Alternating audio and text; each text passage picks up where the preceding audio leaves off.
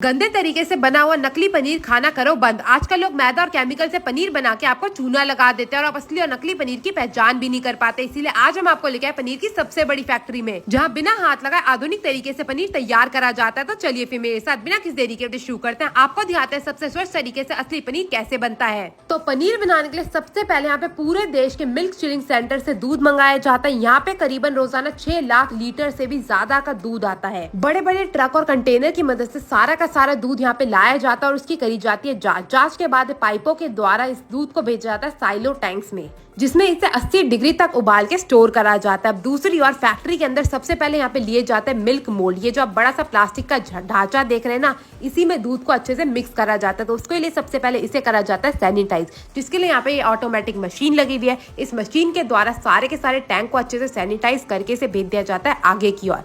आगे फिर इन्हें कन्वेयर बेल्ट की मदद से इसे करा जाता है सीधा और फिर इसे भेज दिया जाता है, जहाँ पे इसमें डाली जाती है 2 चीजें। एक होता है 80 डिग्री तक उबला हुआ दूध और दूसरी चीज होती है कोवलेंट, जिसे आप एक तरीके का खटास कह सकते हैं। तो खटास को भी 70 डिग्री तक यहाँ पे पका के डाला जाता है। अब इन दोनों चीजों को इस टैंक में डालने के बाद आगे भेज दिया जाता है।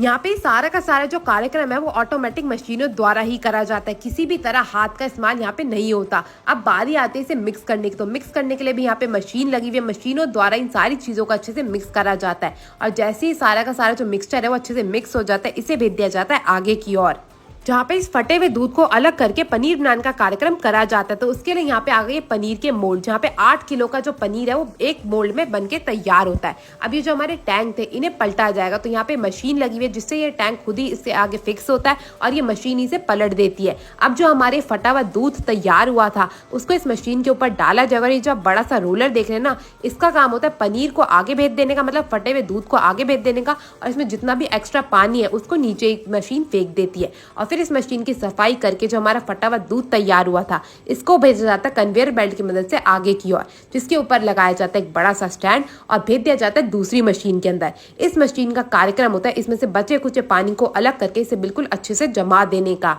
ताकि जो आप वो बड़ी बड़ी डलियों वाला पनीर देखते हैं ना वो इससे तैयार किया जा सके। तो 5 मिनट तक इसे ऐसे ही दबा के रखा जाता है ताकि इसका जितना भी पानी है वो अलग हो सके। और उसके बाद इस बड़े बड़े मोल्ड में जो हमारा पनीर है वो बन के हो जाता है तैयार। मगर अभी जो पनीर है वो गर्म है, इसीलिए वो थोड़ा सा नरम रहता है। तो उसे थोड़ा सा ठंडा करने के लिए कन्वेयर बेल्ट के में से आगे भेज दिया जाता है। अब ये जो आप ठंडे पानी के टैंक देख रहे हैं ना, इसी के अंदर इस मोल्ड को डाल के पनीर से अलग कर दिया जाता है। इस पनीर को छोड़ दिया जाता है कम से कम 5 घंटे के लिए, तभी जाके जो हमारा पनीर है ना वो अच्छे से सेट हो पाता है। ये जो बचे हुए मोल्ड थे इन्हें दोबारा से भेज दिया जाता है कन्वेयर बेल्ट पे, ताकि ये और भी ज्यादा पनीर बना सके।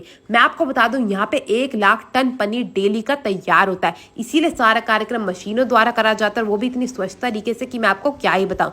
अब 5 घंटे हो चुके हैं और हमारा जितना भी पनीर था वो अच्छे से बन के हो चुका है तैयार।